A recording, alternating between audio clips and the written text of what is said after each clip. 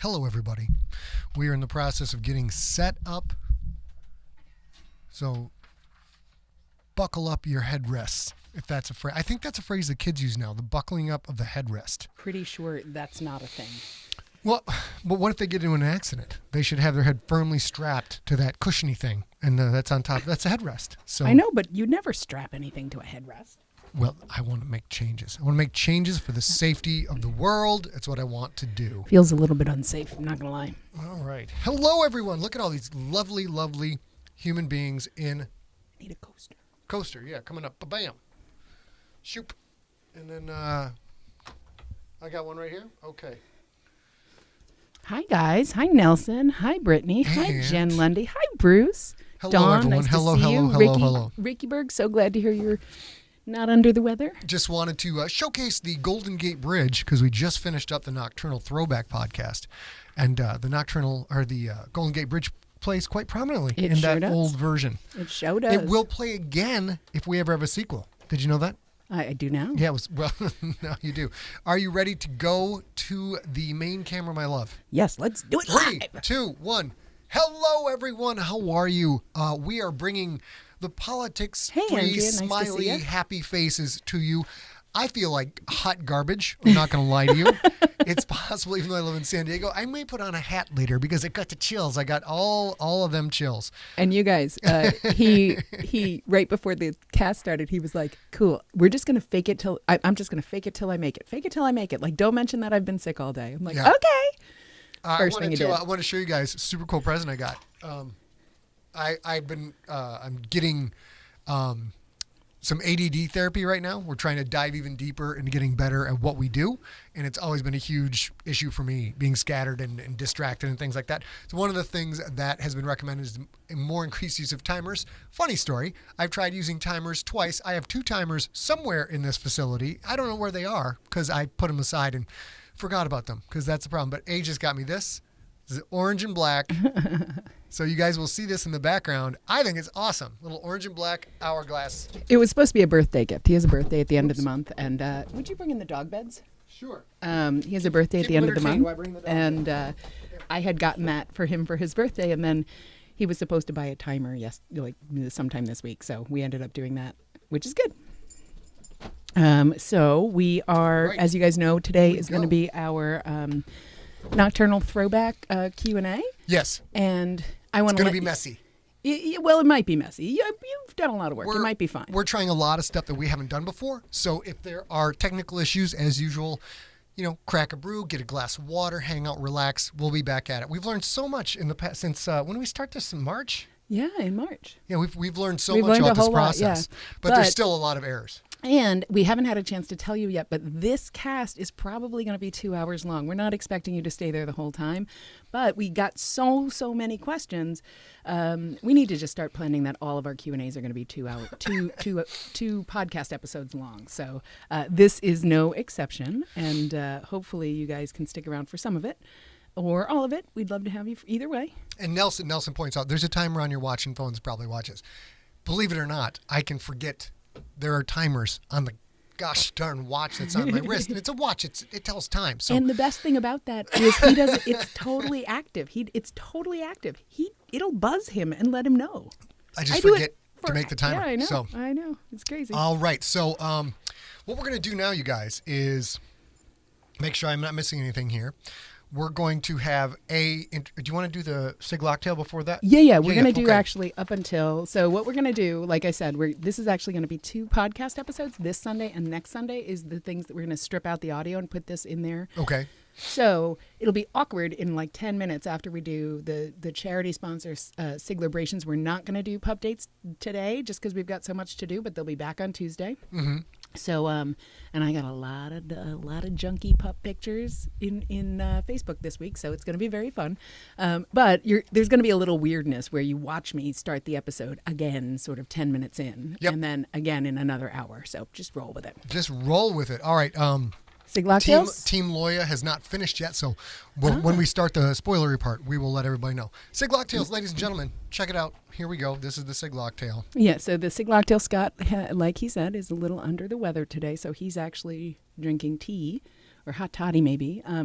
But I'm drinking, as you know, the mint julep, which if you need to know how to make, that is not the recipe for the mint julep. That's a different one, but Scott's just showing. If you go to scottsigler.com, each week you'll see the drink tutorial video that I make. Yes, super fun. Yeah, this weekend I'm going to up my game because nobody has mentioned this to me yet, but you never actually get to see me make anything. Like in this video you do, because I had to go out on the porch because we were recording the audiobook. Okay. But normally you just watch my face and I sort of show you the finished product and no tutorial on how to do it, which is how every cooking tutorial works. So I'm going to change my game a little. All right. And it is today's National Happy Hour Day, which means when we go to the chat room, you know, there's all kinds of stuff going on right now, you guys. All kinds of stuff out in the world of politics and world affairs and things like that. What I want you to do is just go get a pint and just wait for it to all blow over. That's what I want you to do. So our happy hour today is we are just going to have a drink and wait for all of this to blow over. And if you have not seen The World's End, which is that where that gif is from. Is that The World's End or is that the... Pub at the End of the World? No, isn't that the zombie one? Oh, is that Shaun of the Dead? It might be. Yeah, it might that's be. Shaun of the Dead. Okay. All right. So going back to the main here, and I think we're covering up all of the housekeeping stuff. Remember, there'll be a lot of goofy stuff in this episode, and we can talk about that. We can talk about that in the Q&A. So I think we're good to go. You want to do anything else? No. Siglerbrations? Do we do that first? We're going to do Siglerbrations. Doing it live. This coming Saturday, we have a story smack. It's going to be right here where you're watching right now. Wait a minute. Boom. Look and at this. It's about, obviously, Caddyshack. Dude, I would have passed out at that moment. I absolutely would have. Just in case you haven't watched it and you still have time, the lovely Rob Otto, who's in the chat stream here tonight, will also be joining us like he did for The Shining because, I mean, let's face it, he shined everything up by joining, so we're going to bring him back as many times as he's willing to do it. It's okay, and I think I've watched this movie... it's possible it's at least over 50 times, at least. And A has only watched it twice because she's a city girl. And we spent 2 nights watching this. The total watch time for all of the pausing that we did to talk about different parts of the movie, it took us over 5 hours to watch a 90-minute movie. But here's the thing. I sort of take it like we're getting better at creating fun times in lockdown. Yeah. Because, California is now back in purple, so we're, not doing a lot of going out. But that way, I'm showing up as all the rowdy people you would argue with at the bar. I see. Well, tomorrow, next time we watch a movie, I'm going to do accents. So we will join us on Saturday. I think it'll be a really good time. I'm sure Rob is going to bring the knowledge. He's got a big swollen head of knowledge. And I think I love this movie so stinking much that we hope you join us. It's going to be super fun. Yeah. And I'll say it was definitely fun to take this 90-minute movie, or I think it might be a little longer than that, and have it take 5 hours to finish. Danny Baker, you can't make dirty comments about Rob in the chat room. I'm trying to run a show here and not break character. So let's see. So that's this Saturday at 2 p.m. Pacific time, and we'll be right here where you're watching now. We are done with Nocturnal Throwback because that's why we're doing the Q&A. Yep. We have 2 Q&As that we're going to be recording tonight. And, you'll see just one stream, but we're going to strip it out and do 2 podcasts. And that will be this coming Sunday and the following Sunday. And then the Sunday after that, we're going to start with The Gangster. The Gangster. And I announced that in episode 40 of Nocturnal, which is up at scottsigler.com. You should be subscribed, you guys. That's why I put up scottsigler.com/subscribe. So we will be doing The Gangster. We're very excited about it. We know that we have overpromised a lot of stuff, and this is our way. This is our, I just want to make it up to you. I want to make this right. I'm sorry you were offended by what happened. We didn't want it to turn out this way, but it did. This is our gift to you. Trust me, though, I'm still very much a capitalist, and you will not get the end of The Gangster before The Gangster comes out. You won't even be halfway. Hopefully you'll be like, I gotta see what happens. And then the money flies out of your butt and magically through digital butt transfer. Did you know digital butt transfer is a thing? I didn't. Yep. Robert Gelb, it's nice to see you in the chat. I have a handful of your questions coming up tonight, as you already know. Wasn't there an epilogue for Nocturnal? Goddamn good question, Robert Gelb. I don't know. It's 2007. I can't remember what I had for lunch on Tuesday. So I What'd you have no for lunch idea. today? See Sushi. my point? Sushi. Oh, you did. You Yeah, did. yeah, a little sushi. Okay, so now, baby, is there anything else we got to do before we Just get into one it? thing. Siglerbration. Siglerberations. There's a handful. We decided not to waste time or not to miss the opportunity to do this. We didn't want to. Look at me. I can't get my color right. That's still not right. Anyway, we do have a handful. Our main man, Paul Harvey, is getting to spend. He is an XMA superstar. He's been Once upon a time known as a crack baby. Yeah. And way back when, he was the youngest junkie, and now he's a teenager, so that's not true.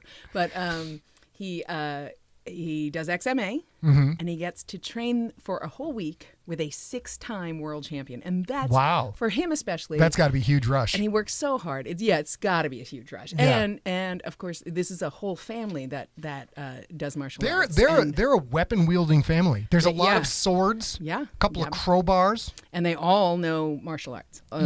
Steph and JP. The dogs know martial arts, I'm told. Well, I'm told the dog. You weren't supposed to mention that. Oh, live. well, that's how the dog blew You're out the not dog's supposed to knee. mention it live. Okay. But that's super exciting, and so we wanted to celebrate that. Also, on Tuesday, I told you that Martin Joseph Evans had a birthday on Tuesday because say it's your that's birthday. what Facebook said. But I'm wrong. His birthday is tomorrow, so he just gets 2 happy Tomorrow's your birthdays. birthday. It's my birthday too. Yeah. Okay. And then this one is super important to us. You guys know we have he's our continuity czar. He's a great friend of ours, and John Viscar is going through a little bit of a lot this week. You can probably go to Sigler Junkies and read about it for yourself, but we just want to send all our love, all our good vibe, all that to Big John and his wife Kim, who's also our friend of ours, and they're having a rough time of it. Battling. So just like always, we protect our own, junkies protect our own. You've got this, and we've got you. Yeah, we love you, and it's very upsetting for everybody involved, but destroy, march, and conquer. And yes. So normally I'd say drink from the skull of your enemy. Is that how you say it? Severed head of your enemy? Yeah. But this one doesn't have a skull. This enemy doesn't have a skull. Doesn't. So you can't drink out of a skull. And you really wouldn't want to do that. Not in a time of COVID. No. Because you really, how much prep you have to do to make a skull a non-vector? It's a lot of prep. But junkie Erica Hull does this for a hobby. She cuts off people's heads and makes mugs? No, she cleans skulls, right? So she's always got like a terrarium with like flesh-eating bugs. Beetles? Oh my God! How has she not sent us any video of this? This is it's awesome. all over her Facebook. It's all over her Facebook. All I do is work for you people. I don't have time to look on the books of the faces ever, except maybe for headline of the week. That's all I have time for. But if you happen to have a terrarium full of flesh-eating beetles and you haven't yet told us, and you would like to share that with us, you can email us at info@emptyset for any Siglerbration you have. And Siglerberations can be good, bad, big, or small. Good, bad, big, or small. Yeah, I mean, we can celebrate that. Like last week, we celebrated Larry Kinney's wife is doing well. Today, we are celebrating that Big John has got all the love in this chat stream, all the love in the world that we can give him to help do his thing. So whatever you have, email that to info@emptyset. One more thing to talk about, and then we're going to start the Q&A. That's our sponsor. Is that correct? Yep. Okay. Do you want to talk about it, or you want me to? You can talk about it. Let's keep this one succinct and knock it out. There we go. Here's our sponsor. Go ahead, baby. So, as I mentioned on Tuesday, I mention every week we do one charity sponsor each. We sponsor charity each week. We make a donation to everybody we do. As I told you on Tuesday, this week is the Native American Rights Fund. The Native Americans. There's a handful of things that I talked about on Tuesday. I'll keep this one concise. The Native American Rights Funds helps make sure that America meets its commitments, all the treaties and all that stuff, and also make sure that the indigenous peoples are not any more marginalized. If they can be less marginalized, they work for that. And so we donated to NARF, which is also a great acronym. It is. It's great. And one of their spokespeople said this specifically about the time of COVID and voting and everything, that too many Native Americans lose their ability to vote because of irregular addressing on reservations and insufficient mail delivery on reservations. And voter ID laws that are different than the reservations laws, things like that. So this is our sponsor this week. Consider donating, consider sharing the information. And we'll be back next week with a new one. Be back next week with a new one. So now we're going to get into the business that you all tuned in for. We're going to talk about that Nocturnal. Baby girl, are you ready to do the big mark? I am. Okay, we did that. Boom, here we go. And 3. Hey everybody, this is A.B. Sigler, and we're here this week with the Nocturnal Q&A. We have 2 Q&As this week and next week on the cast, so tune in and listen. This is your spoiler alert. Spoiler alert. There will be spoilers about every Sigler book, so we will try and give you a heads up about what, you'll certainly hear it in the question. But if you want, if you haven't read whatever that book is, scoot forward 30 seconds. Do you know why we have 2? Do you know why? Because of very many questions. Well, because not only are our books swollen, And girthy and turgid, girthy. our questions are also large and veiny. Many, many, many veiny questions, and we have so many that we have to get to that. So it's going to take 2 episodes. I'm going to mess with my lighting again. Okay. All right. So let's get rolling. What we're doing for you guys today. If you're listening, folks at home, you are going to be hearing strange voices. We'll try and introduce who they are. But what we're doing this as a live stream. While you're listening to this, if you're not aware, we do a live stream every Tuesday and Thursday, 6 p.m. Pacific, 9 p.m. Eastern Time, 1 a.m. GMT, where we talk about all things Sigler related. We talk about junkies. We share pictures of junkie pets. We talk about stories. Sometimes we read stuff. It's madness. It's all over the gosh darn place. And you should be tuning in. We're doing this live. We're doing it live. We're doing this live for the live stream, then we're stripping out the audio and we're putting it into the feed. So you may hear some awkwardness on this Q&A. We're going to do the best we can, but there is some video from junkies who sent in cell phone video, and we have questions to answer. And then there are most of the questions are people just emailed one in, and you will ask them, right? Exactly. Yes. So let's get one in the bank. Let's get an actual. So before I go to video, so in case I screwed up, we can say we actually got. At some point, we'll be 1-0. I think. Here we go. Hit me. From Tony in Arizona, this question. He says, super excited about the gangster coming soon. But my question is, you've spoken in the past that sometimes you have a character who you really like and would like to survive, but where and how they ended up just won't allow you to, quote unquote, save them without compromising the integrity of the story. Perry comes to mind in this example.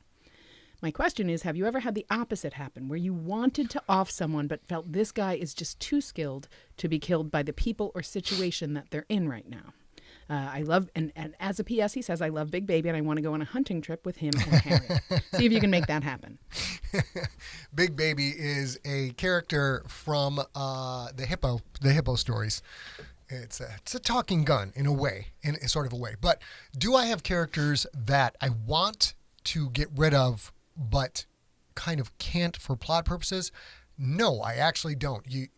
Even secondary, possibly even tertiary characters, you put so much work into them to get them to feel like a living, breathing human, even the assholes, that when you kill them, like in Siglerism, when people die, they're dead. So this isn't one of those intellectual properties where people will talk about, oh my God, the author is so savage. He just kills all of his characters all the time, and it's gutting me, tears out my whole heart. And then they're back 2 pages later, right?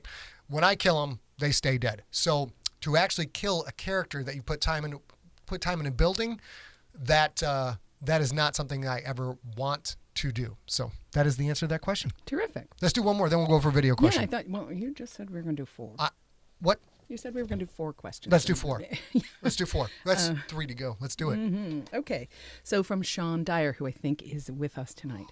How far back in history have the Nocturnals existed? Were they active in medieval Europe back during the time of the Hammurabi, about 1750 BCE? I will tell you, that's I'm surprised we haven't got that question before. If we have got that question before, I forgot. I don't think we ever have. I was quite surprised. I'm like, I mean, I know some of the history, but that's not the question. So does Sean. That's not the question he's asking. He's saying how, I know it goes back a while. It goes way, way, way, way back. How way far back does it go? It goes back, I'm going to conservatively probably 15,000 years, somewhere in that ballpark. They have sort of co-evolved with us. And the mythos of the nocturnal subset of the Siglerverse is that the nocturnal triple chromosome and the mutations it provides and the randomness that it provides, that is the source of almost all of the monster myths in all of the various cultures all over the world. So these creatures have existed, have co-evolved with us, come up with us after they're split from humanity. And vampires, zombies, werewolves, dragons, orcs, elves, trolls, anything you can think of, that started because of a Nocturnal. So as far back as you can go, where there is creation stories and monster myths, the Nocturnals have been with us for that much time. Interesting. That's, I didn't know that. I thought that was a wonderful question. Okay, 2 more. Let's see. We're going to do from Chris Hughes. He says, Chris Hughes. So, sequels. When might we see Descendant and the Nocturnal prequel? And is Mount Fitzroy the last in the Earth Core series, or will there be a sequel or a prequel? Okay, let's start with the last question first. Will Mount Fitzroy be the final book in what is now known as the Sun Symbol series? Originally, way back when I started this book many years ago, I envisioned a trilogy and hinted at that strongly in Earth Core. But when you get to the end of Mount Fitzroy, you will see that the possibility of making another book of this is going to be quite a stretch. So we'll have to see how it goes. And frankly, we're also, this is our business, right? So Earth Core has done incredibly well for us. It's our best-selling book of all time. Mm-hmm. If Audible gets behind Mount Fitzroy, as we hope they will, and puts the Audible muscle behind what's going on, and it makes us a crap ton of money, then I'll probably find a way to write a third book. But also, Chris brought up a good point. Another thing that could happen is a prequel. Oh yeah, you definitely could have a prequel. There's a lot of stuff going on, but in book 3 might be a prequel. I don't know. What was the rest of his question, babe? When might we see Descendant or a Nocturnal prequel? Well, I want to write Descendant. I know exactly how Descendant goes. I've had it in my head now for a long time. Don't know. It's not on the schedule right now. I am not looking past GFL Book 7 and The Crypt Book 1 and 2. That's what we are focused on right now once the Stone Wolves is finally off to the presses. The full scope of Ancestor would be Ancestor, Descendant, and then a very lighthearted prequel to Ancestor starring Clayton Detweiler when he was in his mid-20s. Mm-hmm. And I love that idea. Rooster? Yeah, I think what's that phrase? The cock of the walk or something like that? Yes. Yeah. That we've talked about a couple of times, and Scott has a kind of a little database. Thank you. I couldn't think of the word database. Yeah.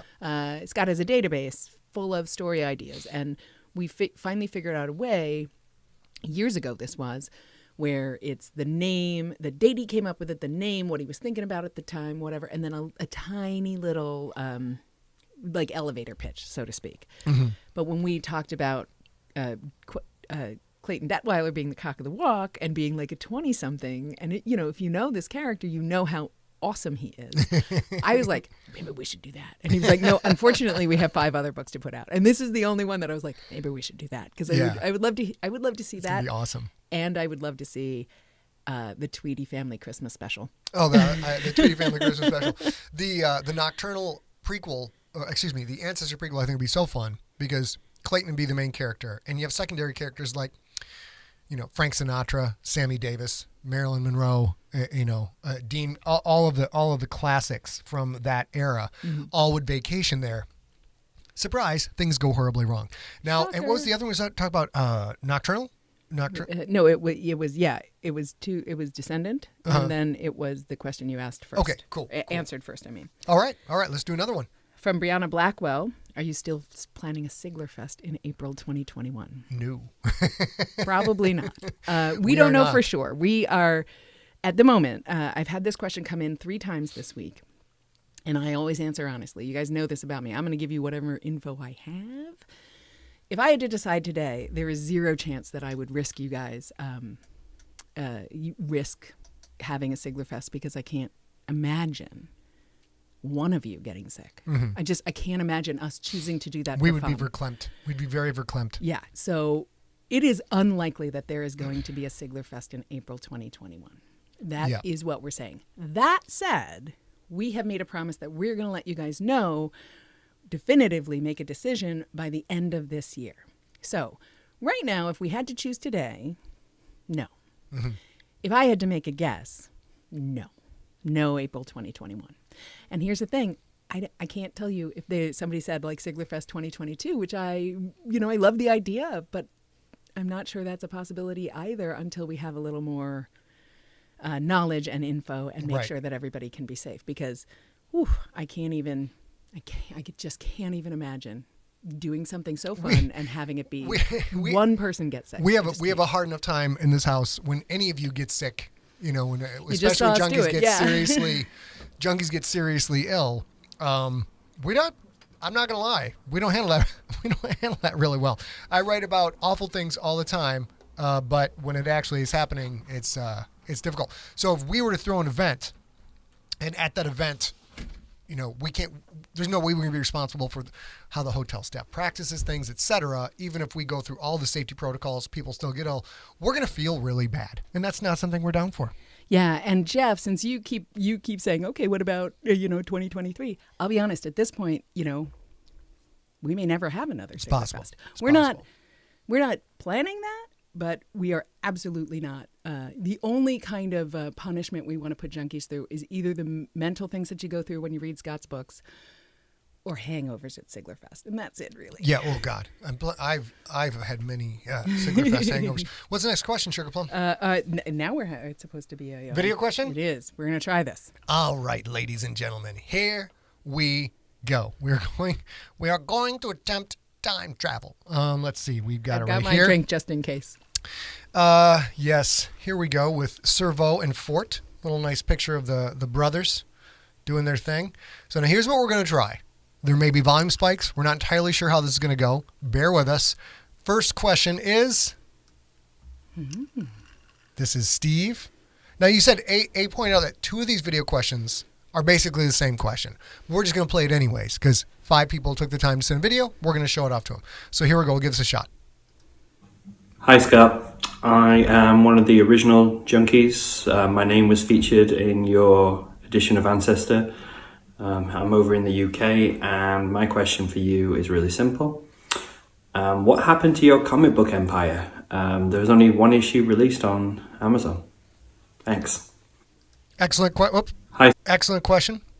Let's cover him up now. No, let's keep his face right there. And that lovely wallpaper. We had, when we started the Infected comic book, we had basically no money, right? I mean, going out and doing your own comic book, we were considering it strongly. And then a very established comic artist who went by the name of Pookie approached me at a stop in New York and said, "Hey man, I want to do an Infected comic book." I'm like, okay, cool. And then he pulled out some sketches and he emailed them after, I'm not sure which. And I was like, holy shit, this is amazing and absolutely the perfect tone for everything. He nailed it. And then he went through and he came up with the book 1 and wrote the script.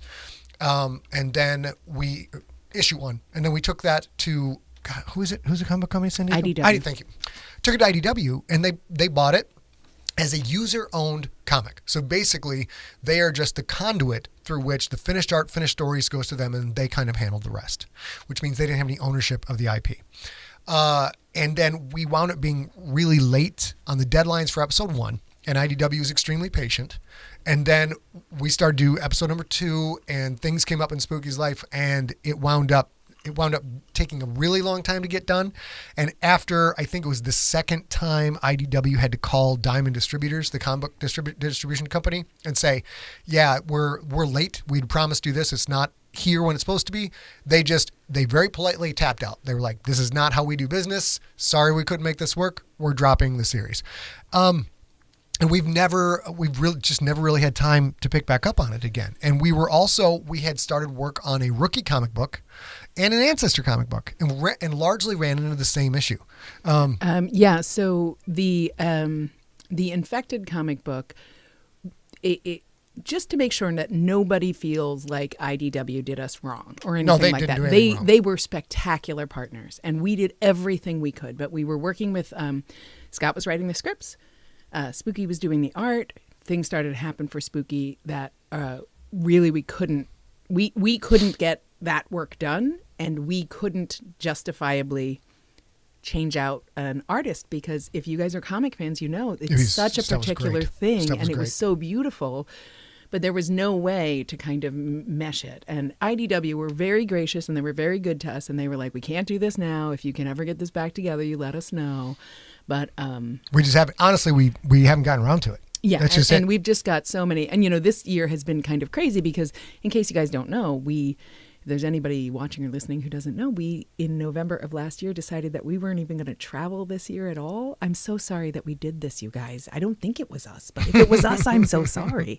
And that was to try and catch up on the actual book work. Right. Which we're caught up on now. Yeah, absolutely. And there's still a few contracts out there that are done deals that we have to deliver. The rest for you guys, we have a contract with the GFL, the rest of the GFL and stuff like that.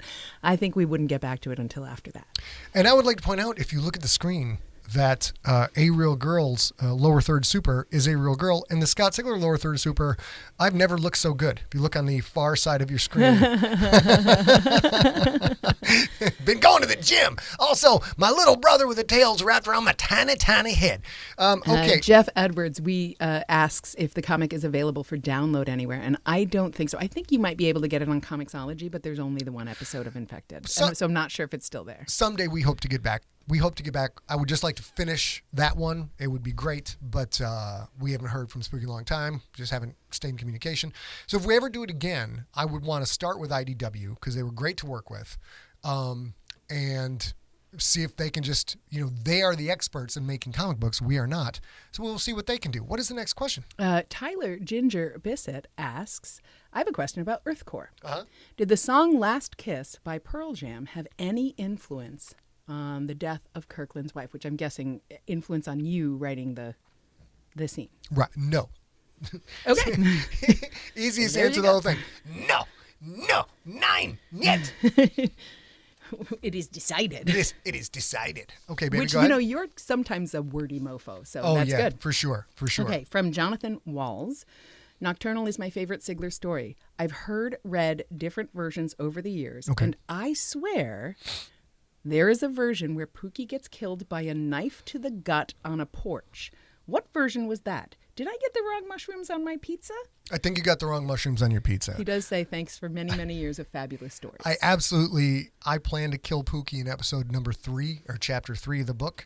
And even from the start, because I had done Earthcore, Ancestor, and Infection at that point. And I think possibly the Rookie, if I remember correctly. And I'm sure John's in the chat room. He'll correct all that. So people kind of got, the fans kind of got the vibe of how I worked. And a bunch of y'all just smelled it. As soon as Pookie started, I started getting emails right after episode 1 like, I know you're going to kill him. Don't kill him. I'm like, don't tell me what to do. Don't you dare to. And like by the 10th email, I'm like, I'm on episode 2. And then you realize, oh, well, maybe this is a good idea. People like this guy. Maybe I'll keep him around. So I have a secondary question about that. We had just met at that point. So we weren't working together. I didn't have a lot of control. I had no influence, whatever. But I wonder, was there a moment where you were like, you know what? You don't want me to kill him? Not your character. Gonna kill him. And then after like 400 more emails, you were like, apparently your character not going to kill him. I'm super glad I didn't, because he's largely become probably my favorite character. Next Mr. Bizness overall. I say Mr. Bizness, John Tweedy, and Pookie are my favorite characters that I've created. Yeah. Okay. So from Robert Gelb, who's also in the chat room tonight. All right, Robert, he says, what's up? Am I correct in understanding that the reasons that saviors even exist today is because Hillary keeps on smuggling the slightly defective Nocturnals out of the underground? Okay. All right.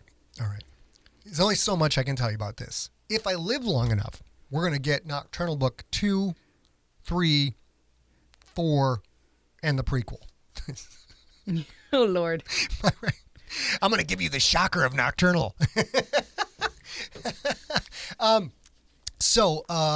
kind of already forgot the question. I got distracted by the shocker.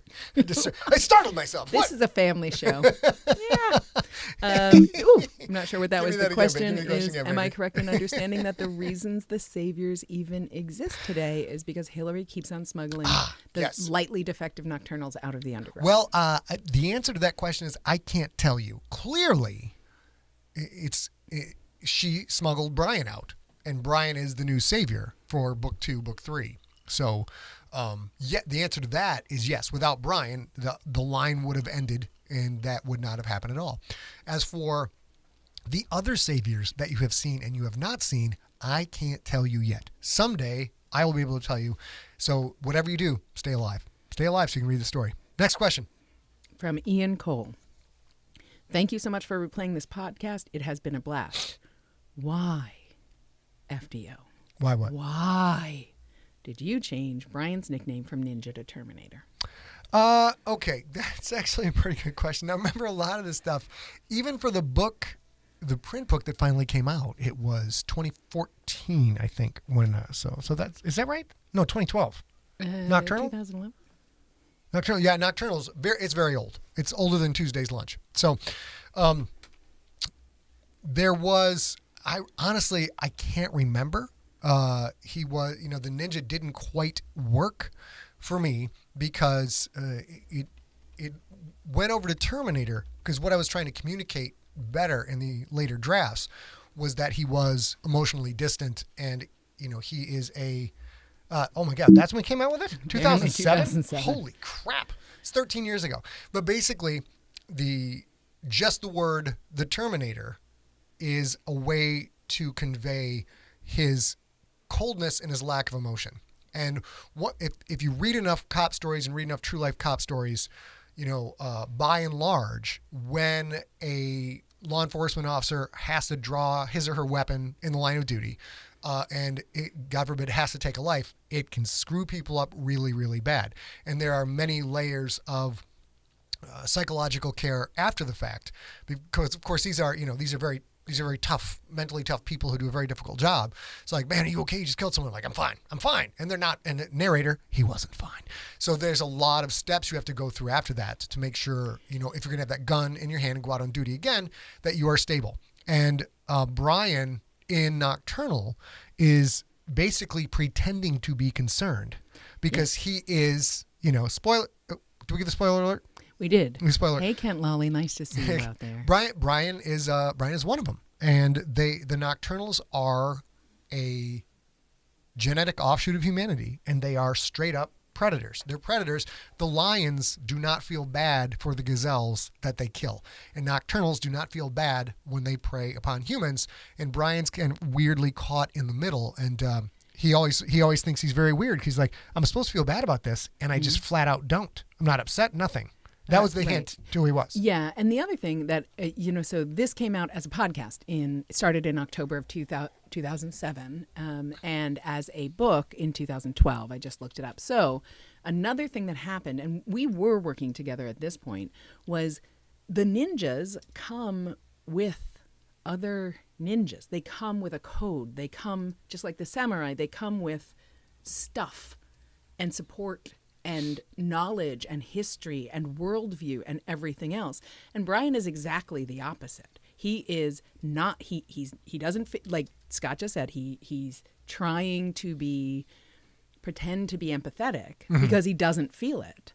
And once he finds out that he's different, he's completely alone, which is totally different than a ninja. And so a lot like the Terminator. Yeah. Who is in a different place in a different time without the rest of his tribe, so to speak, that kind of thing. So that mattered too, I remember back then. Are we ready to go to a video question? I guess so. Boom, let's knock it out. Here we go. Let's get these gentlemen out of the way, see who's left, see who's next. Who do we have Larry, here, baby? this is Larry. Larry. No. Actually, don't ask this question. Don't ask this question. No, we're going to ask that in Okay. the second hour if we can. Sure, no problem. Well, okay, hold on. If we have to, but we just No, need we this don't. answer. Just give a brother a moment. Give a brother a minute. Let's, you know what? If you guys can tell, I'm having all sorts of issues with the Where is- headphones and my hair. So I'm going to take this minute to get the headphones out of my We're hair. gonna do this question, and then there's one I use to cue things up that's not in that mix. So I'll go find that to make sure we have it. We'll do that one next. But let's do this one. Here we go. This is Jesse Sharrow, who you guys know as the San Francisco police chief in Nocturnal. That's right. Here we go. Hey Scott, it's Jesse Sharrow, captain of the San Francisco Police Department. Just wondering if you are thinking about a Nocturnal sequel. Oh, that was sorry, guys. Let's go back. So we'll answer that question. I accidentally played the two questions that are very similar back to back. Absolutely. Don't know when I'm going to get to it, as I said before, but I have plans for, well, this, I'll go a little bit more detail. So Nocturnal got optioned to be a movie by Lloyd Levin, who is the producer of Hellboy, Hellboy 2, The Green Zone, Boogie Nights, a bunch of other stuff. And we had Paul DeMeo and Danny Bilson, who wrote The Rocketeer, write the pilot script for Nocturnal. But that was now, God, 10 years ago? Oh, I at mean, least, it's been over 10 years that we've been trying to get this thing to go. And part of what I did to create for them was Lloyd and I came up with this whole interwoven process. So I planned for 5 seasons of TV, and then I planned for other novels where characters from the novels that maybe didn't involve Bryan and Pookie would then percolate up into the TV show, and graphic novels and video games and all this stuff. So there was this, it was a concept for an integrated Nocturnal universe where if you're watching the show every Thursday, for example, you're binging on Netflix, season 2, you're like, I wonder who's going to show up in the video game, I wonder who's going to show up in the comic books, I wonder who's going to show up from the graphic novels, et cetera, et cetera. So I have a very detailed plan for what happens in book 2, 3, 4, and 5. Yeah. And if you count the prequel, there would wind up being 6 books in the Nocturnal universe. I tell you that and you're going to be mad at me. I don't know when the hell I'm going to get to that stuff. I have no idea. You also, no he idea. told you that, and you're like, cool, I'm going to check in with A and see when those are going to be on the schedule. Those are not on the schedule. Maybe the sequel, but the rest of them I'm not sure that they would, unless there is a support, an AV sort of support, if there's a movie or a TV show or streaming show or something like that. The 3, 4, and 5 are almost assuredly not coming to a bookstore near you, unless something like that happens. So keep talking, babe. anyhow, Get the next question up, babe. Why? Cue this up. yeah, of course. So one of the other things that's happening in our live stream is people are asking if Kent Lawley, when he joined the chat, said, "Can you talk about the actual origins of the Nocturnals with the RPG?" And I think that's a great question. I'm sorry, the RPG. The technocracy, ASP technocracy? Yeah, isn't that Nocturnal? No, I'm a little bit lost on this question. So the Nocturnal started when you were writing for an RPG, right? Some of those characters came from. Yes. Oh, what they're asking that's about. the hero system. That's Iron Crown Enterprises hero system, and I wrote a book called Shadows of the City. That's it, not the technocracy. Yeah, Shadows of the City. And ASP Technocracy was for Silent Death when I used to write for Silent Death. Right. Shadows of the City. Yeah. So some of the Nocturnals came from there. I believe we have 2 of the original playtesters for that adventure in the room. Daniel Morningstar Baker and Rob Doc Rock Otto. And we used to, when we were on a Satan worshiper list in Sheboygan, Michigan, because we were at somebody's house every Saturday and Sunday role playing all day long instead of being out driving around doing damage, drinking, getting fights. And were there people who were like, I don't know, this gaming thing is Oh evil. yeah. It was. We were literally on a Satan worshiper watch list because we role played. That's the town where we grew up. But yeah, the guys helped play it, and it was, of course, game mastering is what fueled my love for storytelling and what really helped me hone my chops for storytelling. Because when you are sitting at a table and you can deliver information and watch a human react in real time, it really helps sharpen the saw and hone your instincts for like, if I write this, that's going to mess people up, and that's a good thing. So a lot of the role-playing stuff, when I could watch guys who knew they were playing a game and having fun still get like angry or upset or emotional over something, I'm like, that's a good technique. That's a good technique. So the Shadows of the City was a huge, huge accomplishment in my life at that time. I got that done at a pretty early age. I can't quite remember when, but it was like... well, Rob says 1993. How old were you? 1993. I guess I would have been 22, 23, something about... I don't know. I'm not good with math. But... so it was great, and working with the guys at Don Dennis and the rest of the crew at Iron Crown Enterprises was just awesome, and it absolutely helped make me... The 2 things that made me the writer I am today, other than just a lot of repetition, are 3 things, I guess. There's 3 things. Number 1, role-playing, getting to watch people react in real time. Number 2, working in newspapers and having to crank out massive amounts of copy every week for a small town newspaper and learning to write well under deadline and write a lot under deadline. And then the other one, of course, is podcasting. Because when you read it out loud, you hear stuff that you don't see on the paper. And you guys would be surprised by the thousands and thousands of words that I just cut while I was podcasting back in the day. Even saying that, I still write gigantic books too. Oh my God. But I'm much better now. All these skills have come together and I write a little bit more. There's not as much wasted copy now. Definitely. And a lot of times it's repurposed eventually. Like he writes it, he loves that, and it ends up like we have a handful of things that happened in the original draft of GFL Book 6 that will show up in Book 7 because, A, B, C, D, E storylines, and then it gets girthy and you got to take a little bit out to put it somewhere else so that the narrative makes more sense. Right. So, yeah, you are much better at not just writing into what we used to call the rabbit hole, like writing for 4,000 words and then just trashing it all the next day kind of thing.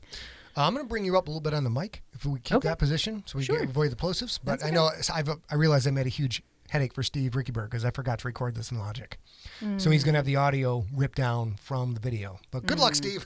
Sorry about that, dude. We love you. Didn't even cross my mind until just this moment. All right, well, let's do one more and then video. I think it's 2 more. 2 more. Hit me. From Baza, he says, I noticed Scott talking about how he was writing. He means in the Talkie Talk, how you were writing and then podcasting it on Saturday. And his question is, did you find many errors when reading it out loud, or does he just do what I do and see what I think there should be rather than what there is? Okay, this is, to go back to what I was saying just a moment ago, sorry. Here I am. Hi. I thought I hit the button. When you write, you have a vision in your head of what you have put down on the page, what you have painted on the canvas. And usually that's pretty accurate, but when you're writing really big books, a lot of times, especially when you're on second, third draft, you can get these ghost images of things you thought you wrote that you didn't, things you wrote and cut and forgot you cut, and things you are sure are in there but you never got to. So that is why back in the day, as I was coming up in publishing, being able to read it out loud and record it and then have to listen to it and edit it, yes, there was tons of stuff. I found tons and tons and tons of stuff. I'm like, wait, didn't I say X? I didn't say X. Would have to go back in and fix that. So it was absolutely critical to honing my craft in general and developing the style that I have right now. Really, really, really helpful. And it's always weird, especially when you create it, which is why my advice is to beginning writers, just write a book. Doesn't matter. Write the worst book you can think of. It doesn't matter. Just keep the story going. Learn how to finish it. Put it away for 6 months. You'll think you're the next Stephen King. You're not. Pull the book out after 6 months without looking at it. And then when you read it, you'll be like, oh, this is just hot garbage. And you figure out which parts are the worst, and you learn how to get better at those parts, and then you start to come up and become a better writer. Wonderful. Yeah. Okay, so from Nick Burke, I was wondering if either of you can comment on Nocturnal's tie-ins to the wider Siglerverse, other than a Texas Earthling running back named Pookie Chang. Based on the Nocturnal recording from 2007, I can see where the broader Siglerverse tie-ins may not have been mapped out at that time yet. I didn't catch any modern era cross-pollinization like the Earthcore references to the attack in Detroit. Are there any genetic mutations that lead Mommy and later Marie's children that are natural? My hope has always been that they tie into a broader GFL universe. In my head, the canon is that her mutations stem from an early experiment by the Collector's satellite that eventually led to the infected triangles. Thanks and keep up the good work. You know what? That's distinctly possible. It's distinctly possible. We don't really know for sure where they came from. It's because I play fast and loose with genetics, kind of in the tradition of X-Men and comic books with Nocturnal, where a mutation can give you all of these amazing powers. And although in Nocturnal, it's not like Nightcrawler who can teleport because he was born with a weird gene. X-Men takes it to a crazy level. Do you know what that noise is? I don't. Oh, my stuff is. I think it's a snoring dog. Our dog is snoring, and I got alarmed. She's absolutely snoring right there.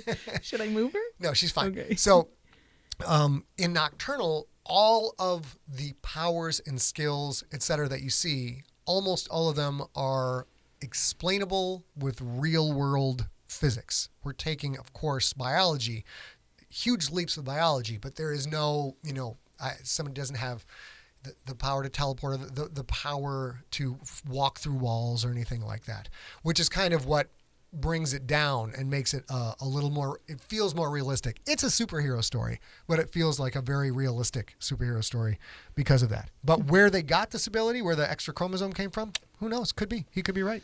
You want to do one more? Yeah, let's do one more. Then we'll go to the video. All right, let me see. From Seth Adams. Thanks so much for the throwback. Listening through the older talkie talk made me realize you seem different 13 years later. I do. You're still great. Thanks. You're still cool. Wow. But maybe cooler, maybe calmer. Do you notice differences in yourself, accepting the differences one would expect with 13 years having gone by? Thanks for all the awesome content for nearly two decades. Yeah, it's crazy. I've changed a lot. I think the core essence of who I am remains the same, and that's both good and bad. But I've really worked a lot on different areas of my personality. I am a very easily angerable human being, and the thing that really helped make me the person that I am today was high school wrestling, because I was a very tiny human being, still am a tiny human being, and I played football. My dad was a football coach. My brother was a star player at our high school, and football goes back 4 generations now. Siglers have been playing or coaching football for 4 generations, and I had no capacity to be successful in that space, because you can work, gosh darn it, as hard as you want, put your nose to the grindstone. If you are tiny and slow and don't have a lot of mass, there's not that much you can do in that game. So I was always very frustrated by that, because I had the killer instinct. I wanted to play. I wanted to be good. I worked harder than everybody else, but the genetics were not in my favor at all. And then wrestling came around my junior year in high school, and it was the first time in my life I'd ever competed against people my own size. And it was a revelation. And I found out that if I worked harder than everybody else, which I did, I practiced before school, skipped lunch, went to practice, then practiced after practice. It was an obsession. And if I was intentionally going on that mat with the attitude like, you should not have stepped on this mat with me, it's going to cost you real bad. And so I was just a very, very angry, aggressive young person. And it was so much fun. It was fun to start. Once you start to learn, you start to win. And then my success it had a ceiling, because I'm horribly uncoordinated. I'm not the most athletic person in the world. But, on the wrestling mat at that age, having a giant chip on your shoulder and a lot of anger and really ready to take any blow and bleed all over the place and keep coming, you win a lot of matches by just sheer willpower. Then I went wrestle in college and found out that everybody has that willpower and that level of savagery, and they're also excellent athletes, and I kind of got my ass kicked a whole bunch. And you also, I don't know a ton of stuff about basketball, and especially not basketball when I was growing up, but I do know who Spud Webb is for a reason. Yeah. Because he was the exception and not the rule by being that short and that successful in the NBA. And the reason he was the exception is it's real hard to be 5'4" and star in the NBA. He was and plus he was a physical mutant. He was an incredible athlete. Yeah. Incredible vertical leap. Just Spud Webb was awesome. So, wait, but I'm getting to that. Okay, I was going to say he's specifically asking if you've seen a difference between the two. This is the difference. So that same work ethos of, pardon the French, fuck you, I'll work harder than you. You may have gone to Brown University or gone to Harvard, and you may have a roommate who's now a publisher, or your mommy and daddy may be connected, etc. I had none of those things. All I had was, there was only one thing I could control, which was how hard I worked to get to where I got to and now where I am. Except I have learned in the past couple of years that I sort of conflated the constant anger with the tenacity and the hard work, and a lot of that is due to working with me and pointing these things out. And it's taken me 2 decades or more to separate the work ethic and the obsession on quality and delivery. Like, if you're going to buy my book, you're going to get your money's worth. End of story. Separating that from just being super angry because I couldn't get a break, I couldn't get a publishing contract, et cetera, et cetera. So the big growth for me has has been calming down, which I think a lot of people do as they get older, Oh, just for in sure, general. for sure. But I was just so mad all the time. And I thought the anger was the fuel that drove the work ethic. And it turns out that's not actually the case. I had incorrectly conflated those two things. So today's a perfect example. I spent all day solving a computer problem so that we could be ready for this show. The computer took a total crap. I had to reinstall a bunch of stuff. And normally that would have come with me banging at the desk And eating a whole lot of chocolate. telling the computer I'm gonna put a bullet in its things like that, right? I mean, I just had all of the stuff that now, as I've got older, to answer your question, I realize not only does it not help solve the problem, it makes the problem much harder to solve. It chews up energy, it chews up mental cycles. You lose more focus even than I do usually. Mm-hmm. So if you've heard that over the past 13 years, that's kind of a that's nice great. question, yeah. But that's the biggest thing, is just calming the F down a little bit and trying to relax. Okay, so do you want to do a video? Yes, do question? video. And then we're gonna. How many videos do we have left after that? Just what, 2? I think? We went 3 after this, I think. Okay. Oh, dude. Here we go. Hi, this is Big John, and I just have the one question. You mentioned that you were going to be working on The Crypt coming up very soon. Does this mean that you're working on putting book 1 out in print or ebook, or working on book 2 or something else? Thanks. So you guys, I have to tell you, he does all the technical stuff for this podcast, and I made him swear to me, promise up and down, that he would not watch that video before right now, because I watched it. And if you guys are familiar with this cast, you know that our good friend Bruce Press made a GIF of our terribly good friend Big John doing exactly that, because Scott's such a big fan of Big John that he wanted to have a GIF, and that is what but this is the live version. Wasn't it worth the wait? Yeah, okay. Here's where you're going to switch back to the main camera. And I'll turn off the volume so you guys can just watch. Just pretend it's the GIF we play all the time about John. There he is. What was John's question? The crypt. Yeah. The plan with the crypt is I've been promising the crypt a whole bunch, but and it's coming. It's not even breathing hard yet. It's coming. And it probably will have the shocker to boot. There's a lot going on with the crypt. But here's the thing. I originally wrote GFL Book 6. It was a great big book, and John and I were going over the continuity for it and realized it's then talking to A, it's so swollenly, turgidly thick and girthy that it would be almost literally impossible for us to print it and ship it. So we took a hard look at it. We're like, you know what? There are 2 complete stories in this book. So we split book 6, became book 6 and book 7. So now I have still got book 7 kind of in my head, and it's already been proofed by John once to go for continuity proofing. And I just finished book 6. So we're probably going to move on to, I'm going to get through a pass on book 7 while all that continuity stuff is fresh in my head. And then we move on to the crypt. And we have no idea if we'll print it or not at this point. Yeah, we know we'll publish it. It will for sure be a digital book. At this point, until we get the books that we've already sold you printed, which is difficult in COVID, I don't know if it'll be an actual book. But I assume that someday we will be not in COVID, and we will readdress it then. But we won't wait. We'll publish the digital versions first if we get there, no question, and worry about print when that's easier to do. Yeah. So short answer, she answered it. We don't know. We have no idea what's happening. Let's go back to main. Back to main camera. All right, baby, hit me. What's the next question? From Nick Thornton. Great story. Nice to have a flashback, including the other adverts and for podcasts that I listened to back in the day. I've got my Audible pre-order done, so really looking forward to December for Fitzroy. Anyway, the question. Oh. For my own childish amusement, can you say the word roof a few times? Roof. What, do I say roof weird? I don't know. Gonna get up on that roof and have some fun. Oh, but do some Midwestern states say roof? Roof? I don't know. I know that my my first husband was from Missouri, and my first mother-in-law used to say roof. Okay. I think. So maybe that's why? You know what, for your childhood amusement?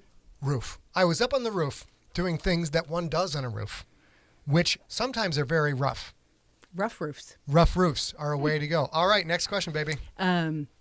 Our friend Matt Bowler asks, what is your biggest or funniest continuity error? Oh, there's several. Number one, I forgot I'd written Pookie Chang into the GFL in the rookie, very like a one-line mention. So therefore, that Pookie Chang is the multi-generational descendant of the Pookie Chang you've seen in Nocturnal. I killed Andre Death Ray Ridley, which was the nickname. That was the one I thought of. Name and nickname of my college roommate. Awesome dude, Andre the Death Ray Ridley, and. So I put him in the book, and he dies, and then he just shows up again in the starter because I'd forgotten I had killed him. And then the best one is Kissy Man, which is the one with Lefty. Yeah, it's not the gentleman. I can't remember, but it's a Kissy Man story. Kissy Man, yeah, I think it's Kissy Man the gentleman. Kissy Man, the rough and tumble former Nazi special forces officer who visited a death camp and saw what his country was doing and went a little bit cuckoo, and then busted out a Jewish mafia kingpin and escaped with him to America and became kind of a freelance hitman for the mob. Kissy Man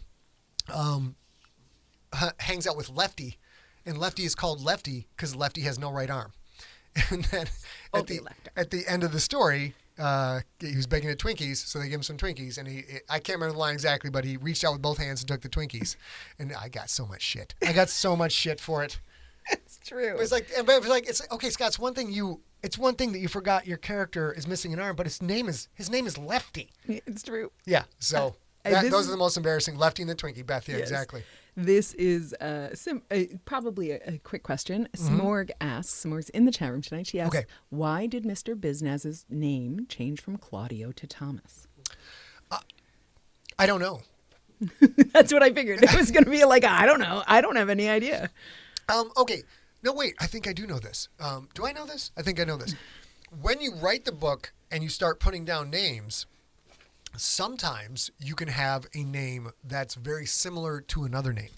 And even when I go through a book with A, go through a book with John, etc., we even now we're to the point where we try and not have character names starting with the same letter. So I don't want a Carl and a Carol, and a Karen in the same scene. I try and get some separation phonetically from all of those different names. So that can be one of the reasons. It just also at some point can just not feel right. There's also been a lot of times where I'm like, I have character A and B that are very similar, so I'll change character B to this, and then later in a draft I'll realize now character B is so close in name to character C that it causes confusion. So most of the time, the reason you see it change like that is some internecine clarity that you're trying to stop things from being confusing to people. That makes sense to me. All right. So, do we do a video question now or what? No, I think we're going to save the next video questions for the second half. Okay, here. so we're going to tie one more and we tie up this episode? I think so. Gotcha, okay. From Rick Russell. I was first exposed to audiobooks by listening to The Crypt. I have been frequently disappointed to see that it stopped after book 2. Me too, Rick. I keep returning to the page and refreshing it, hoping for an update. Are there any plans why you gotta be like that to me, man? Come on. I figured I'd bring it up just to say that we are actually going to do this in 2021. And I am the person that finally got you Earthcore, and we are the people who are about to get you Fitzroy. So maybe it's coming. If we both believe it's coming, maybe it's coming. Whatever you do, stay alive. A real quick question, and we'll finish this up. Michael Gray says, "Are you not using Junkie names anymore?" And no. Remember, I've been in this game long enough that we had thousands of people signed up at ScottSigler.com before there was even a thing called Facebook. Before Facebook really took off, and we had a system set up that encouraged participation on the site. And like we had a scoreboard and crack hits and all kinds. It was a really, really fun, special time to have a poo-free area of the internet where you could come and hang out and do your thing. And that's how we started to use character names. So old school fans would try and incorporate a few of them here and there. Then we'd go with the crack hits. We'd have contests that would get fan names to become character names. But now it's just too much work. It's too much work for me to track that down. So we've kind of just gotten away from it. We have really, over the past year and a half to 2 years, we have tried to parse out a lot of the stuff that makes my job harder and keeps me from actually writing the stories. And so we're not really doing that anymore. Okay, so we are done with this first Part one. episode, part Yep, one. We're yep. going to be back next Sunday with a second round of Nocturnal Q&A. Yep. Thank you so much for listening. If you have any questions, please send them to info@emptyset, and we'll be back next Sunday. We'll talk to you all Real soon. soon. None of you people go anywhere. We're still doing this. How many Yes. people we got hanging out for an hour? So here's the thing. This is Jibber what jab. my confusion was. Okay. There seemed to be 2 chat rooms. Remember last time we also had trouble? Mm-hmm. Nick Batts just said there's 2 chat rooms. How can And there be 2 chat I, rooms? I have no idea, but I logged out and logged back in, and now I'm in a different chat room. Okay, well, that's fascinating. Yeah. Those of you who don't know it, we have 17,542 people watching in all the various chat rooms combined. It's great. We've got some good basic cable ratings going on right here. Indeed, yeah. Yes. All right, you ready to jump in? Yeah, we're just going to roll back in. So you guys who are watching with us, thank you so much for helping us do this. And I'm ready to go when you are. 3. Hey guys, this is A.B. Sigler, and welcome to the part 2 of Nocturnal Q&A. We just finished the Nocturnal Throwback podcast. You can still grab it for a while before it comes down, so go ahead and do that. And these are questions that are related to Nocturnal, but also anything else in the Siglerverse. So this is your spoiler warning. Hello, everybody. Hello. How are ya? I'm doing great. We are. This is a audio strip from a live stream. We did this live. If you missed episode 1 of the Q&A and you're only hearing episode 2, go back and hear episode 1. But join us Tuesdays and Thursdays, 6 p.m. Pacific, 9 p.m. Eastern Time, 1 a.m. GMT. If you just had too much gosh darn coffee and you're up, or too much tea. Excuse me, too much tea, because it's 1 a.m. Exactly. in parts of England. I think I don't know if that's one time zone or many. I couldn't tell you. But they're all going to have a cuppa and not some. They're all going to have a couple. So welcome to our show. We are talking about Nocturnal. If you, again, did not hear episode 1, there's spoilers galore in this sumbitch. So go back and listen to it. So we're just going to jump right in. I am reading a handful of questions. If you are hearing this on the podcast and not seeing it on Facebook or Twitch or YouTube, there are some video questions. So you'll hear my voice asking most of the questions, Scott answering most of the questions, but you'll also hear other voices, and we'll let you know who those are. Okay, hit me. All right. From Jeff Edwards. I know your plate is full with the gangster in the crypt. Yay! And I thought, and I wonder if there's any thought to a Nocturnal sequel, but it's probably a good ways off. Fortunately, I like short stories. What are the chances for a Nocturnal short story or 2? What if Firstborn and Savior had to cooperate to prevent something bad happening to both their peoples? We've had one Nocturnal short story, and that was in Jonathan Mayberry's Joe Ledger collection of short stories. Remember what that was called, babe? Vacation. Vacation was the name. That's where Bryan... Unstoppable. Unstoppable, where Bryan and Pookie collaborate with Joe Ledger, and it's a very fun story. But short stories we're so far behind on, well, not so much anymore. We're behind where we want to be in delivering GFL Book 7, Crypt Book 1, Book 2, Book 3. Nocturnal, I have 3 more novels planned at least. However, they're not on a timeline right now. We don't know when we will get to them. I will say, though, that they will be very good. They'll be exceptional. From Godfrey Lee. Yep. Too bad I can't send a voice question this time. Okay. But I can never pick a convenient time to lose my voice, can I? No. Anyways, as an Asian American, I love how Pookie breaks all the stereotypes normally attributed to Asian characters.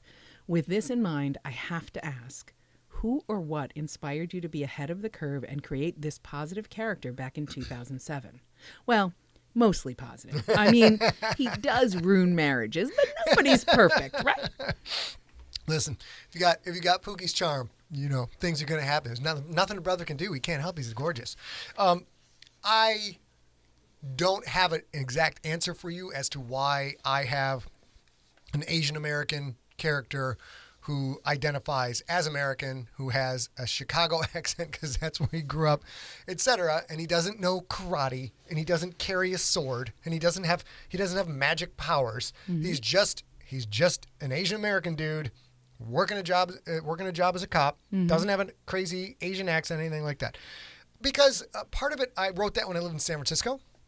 And San Francisco has a large Asian American population in the city, and I had a lot of friends, and that whole concept of where are you from? And okay, no, they're from. You can hear it, and they were clearly born and grew up in California, Northern California, but you would hear that every now and then, and it was just kind of always weird to me.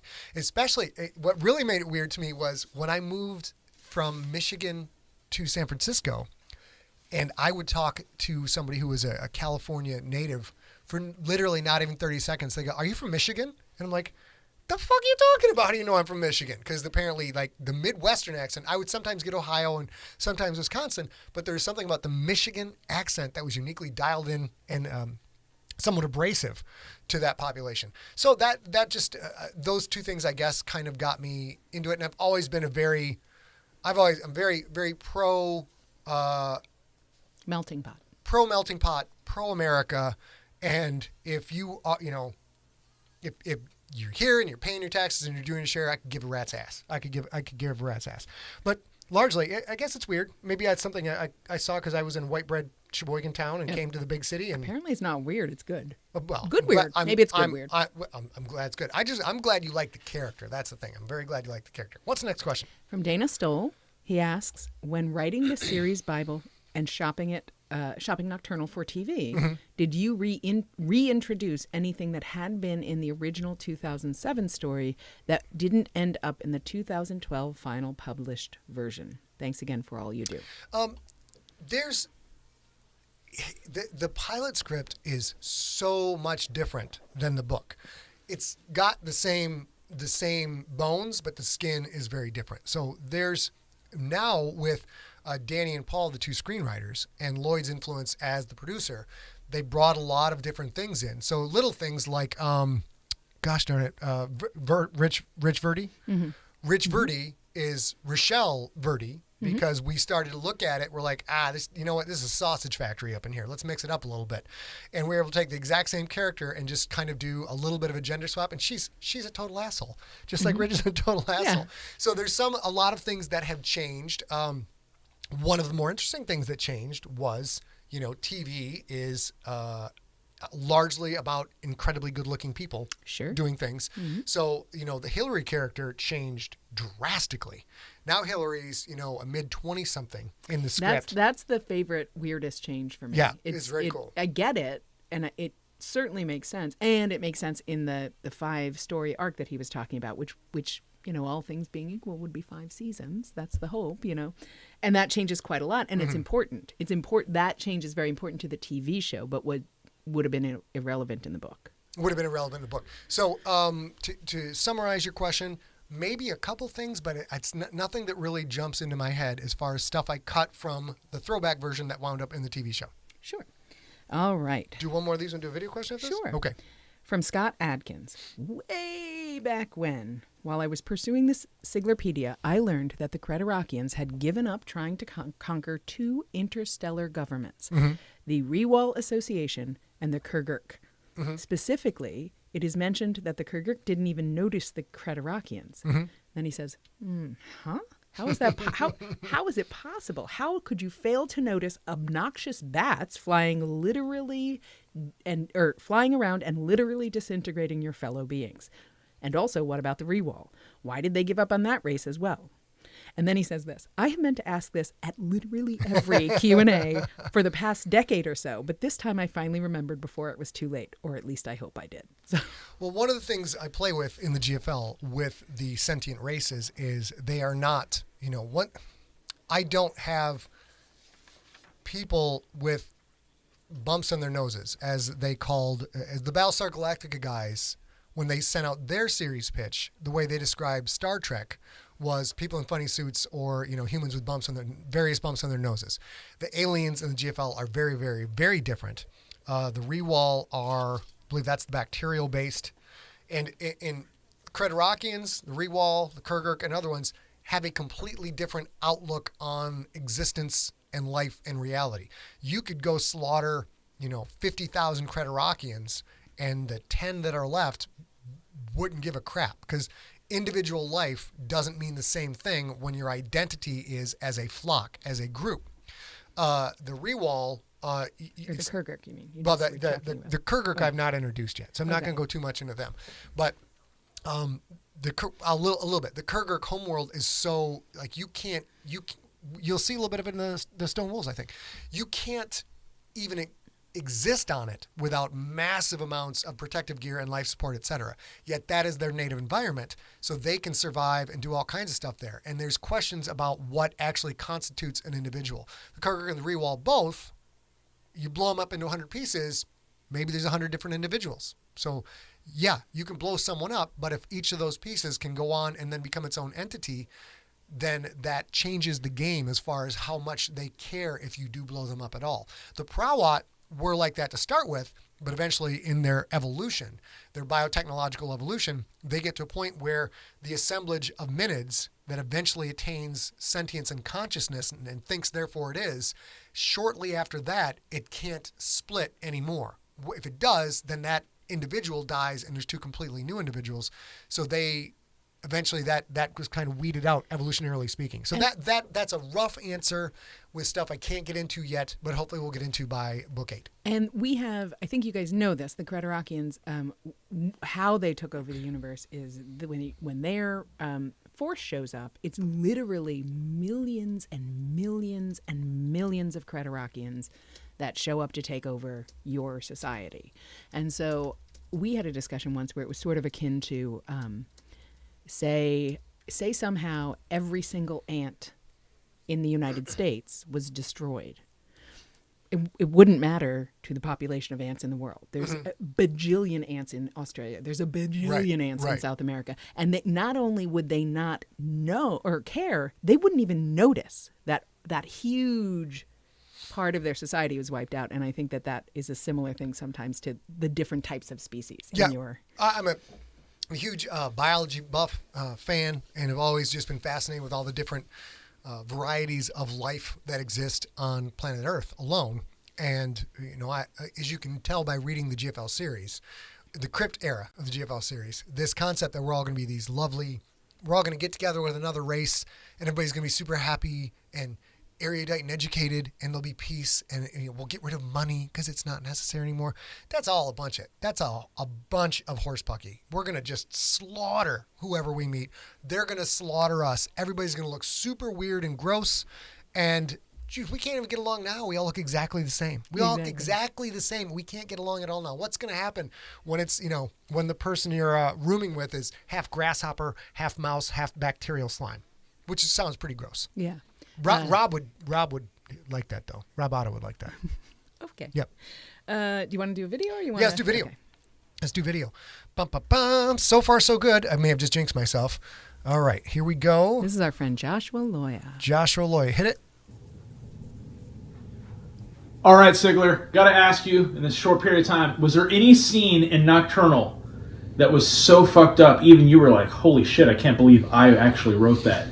Did you have any nausea during the birthing scene when you wrote that? Just curious. All right, thanks for writing an awesome story. All right, going back to May now. Thank you for the question. Yeah, there was a bunch. Nocturnal. There was a lot in Nocturnal, actually. The mommy mating scene was very disturbing. Aggie being kept in the white dungeon. That's so unfriendly. That was really, really hard stuff to write. And it's not fun. It's not funny, even though it's a fiction story. Hopefully you feel gutted when you read what happens to him and the Mexican's family, and everybody in there, etc. So those were very difficult. The scene with Chief Zoe at her house with her family. That's very hard. That is, I think, one of the best scenes I've ever written. This is a powerful individual who has control over a lot of other powerful people, and she is put in a situation where she is absolutely, completely helpless and has to stand by while the love of her life is killed in a really brutal, brutal fashion. Because if she doesn't, then her 2 children will die. And if she tries anything, all 3 of them will die. So it's very much it's a really gross Sophie's Choice in a way. Yeah, yeah. But it's very much a Sophie's Choice. It's very much Sophie's Choice. Those I'd say those 3 scenes were really difficult to write. And there were times when I'm like, dude, am I going too far with this? And that is part of trying to get into the alien consciousness of someone who's not human. They don't think like we do, and they do things. But to be fair, humans do that shit to each other all the time. Right. All the time. Sure. Yeah. Okay. So from Joseph Aldred, well, here we are again, and it's time for a few more questions about the craft. Joseph is also a writer, so he always asks questions about the craft. What is your super duper method for planning a story? After seeing J.K. Rowling's one-sheet partial outline for one of her books, I've become curious how other writers come up with the skeleton of their story. And as a short aside, I'll ask them both together, I'll remind you. As a professional writer, what options do you have for medical insurance in the United States? Okay, so let's go break it down for me. The first one is, how do I structure it? Do I have that right? What is your super duper method for planning a story? My method is, I am absolutely an architect. There's the analogy that there's two general styles of writing. There is the gardener, like George R. R. Martin, who just, it's called the gardener because you plant seeds. You start writing a character, and then you just see where that character goes, and then you keep writing the story. And hopefully you've had some other characters, and they grow, and they wind up crossing paths. And that's why stuff like George R. R. Martin writes can be so broad and huge in scope, and it feels like this real world that you'll never get to the end of. But also at times, plot threads don't line up. You wind up writing yourself into a position where things can't possibly connect without a bunch of retconning, etc. All these things. So that's not my personal style. I like to read those books, but not my personal style. I'm much more in the thriller camp. And those are the architects. The architects are the people who plan the whole story out so that that thing that you don't think about that happens on page 3 is hugely important on page 58. And by page 300, oh my gosh, now I'm planning stuff in your head that you won't think about till later. So when a bunch of crazy stuff happens, the crazy stuff actually seems normal because I've already put all the stuff in your head. So as an architect, I outline heavily. I'm building the framework of the building, so to speak. And then the second draft, we put up drywall, run electrical, run plumbing, start to rough everything in, still making changes. Third draft, now we're starting to put finishing coats on things. So we know what it's going to look like roughly before we start. That's how I do it. So the way I do it, extensive outlining. We can take up to 2 weeks to outline. One of the books I recently has a 72-page outline. Yeah, and normally it's a 2-week outline. Pandemic, you had a little more time. You were taking care of some family business back in the day, and that was an enormous outline. That was and then you got, for that book from your editor, you got back the single-spaced 17-page letter. Yeah, it was rough. And then I will write, and then invariably the outline breaks in short order because the characters start to do things that I don't want them to do. I didn't think it through enough, and then I have to go back and re-outline, write, re-outline. Usually by the time I get to the end of the first draft is pretty close. And then with continuity edits, we'll have to go back and change some stuff. The problem with my style is when everything is so planned out, it's this huge house of cards that you tip one domino over the wrong way, it knocks down 17 other dominoes. And then that's why it's a constantly iterative process. I change this. I think it's easy. It winds up breaking 4 other things. Then all those 4 things have to change. They break other things, and it becomes really difficult. What was the rest of his question? He was just asking, as a writer, do you have any options other than the Affordable Care Act in the United States for insurance? And I can answer that question. Okay. So we do use Covered California for our insurance. We could, because we are a business. It's not because he's a writer. There is no insurance from the Writers Guild of America, as far as I know. But because we are a business, because we're an LLC, we could probably try getting written as a business. I did that for my last business, Audacity Events, which was an event planning company with 2 people in it. And that's how we did that. It's so incredibly unfriendly to the tiny business, and it's so expensive that the Affordable Care Act was a godsend for us. So that's what we do now and hope to do continuing on. Yeah, it's still there. Yeah. From Bill Cripps, he says, are there any near future stories coming? Something to start filling the gap between the modern day timeline and the GFL timeline. Oh, that's very good. That you can tell that's an old schooler right there. So there's different eras to the Siglerverse. There's the modern day era, infected, contagious, pandemic, ancestor, Earth core, Mount Fitzroy. Anything that is roughly set with people like us and an equivalent of our culture as it is right now, that's the modern day era. There will be more. All the rest of the Nocturnal books, of course, will be modern day. And Ancestor, Descendant would be modern day. Then we jump up 500 years to the Crypt era. The Crypt era, mankind has gone to the stars, met other races, and killed them, and been killed by them, and people eat each other. It's awful. So the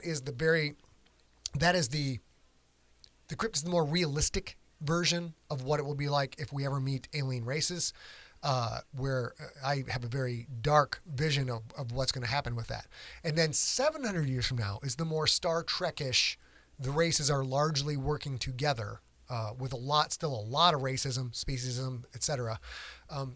But still you can have different races interacting in something as civil as a football game.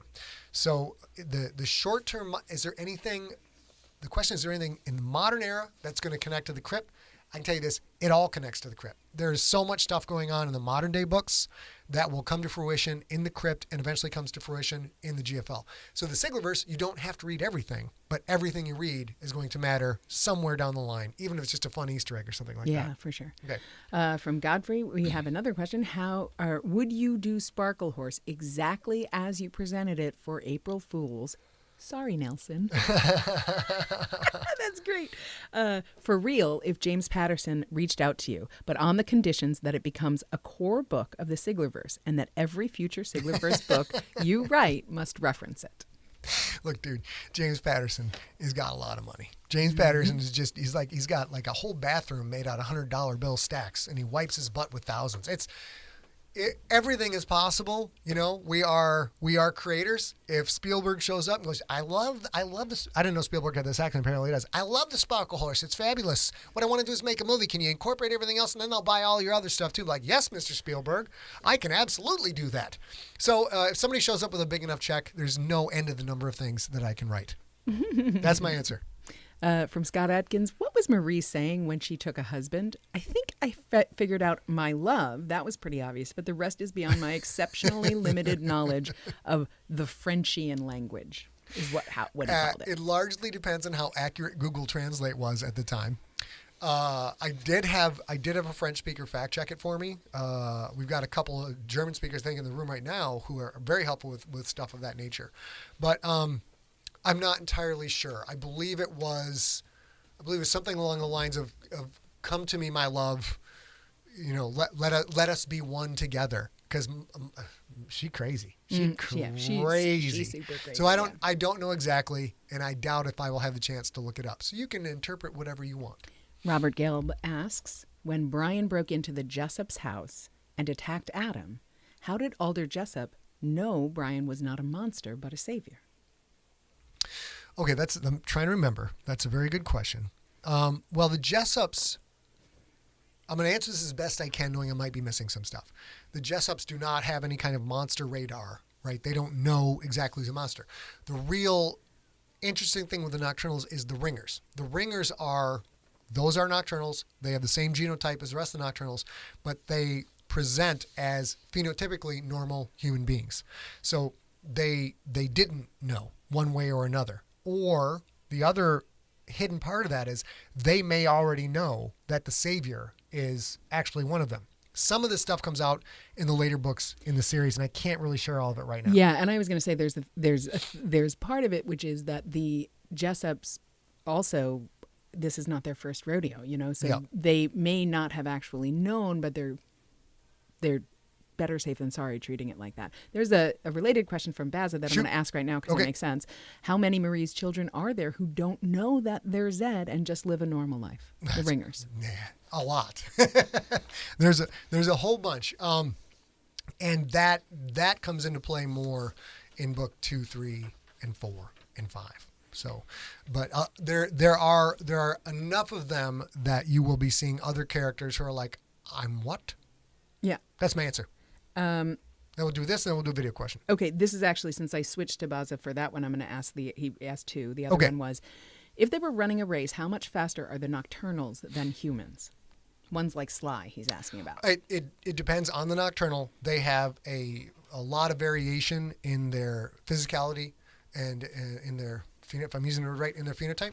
So there's big ones, little ones, fast ones, slow ones, strong ones, weak ones. So it really all depends. This is kind of a street level superhero. So think this is Daredevil with monsters. So you are going to have some that are wicked fast. Do you have any that are as fast as the Flash?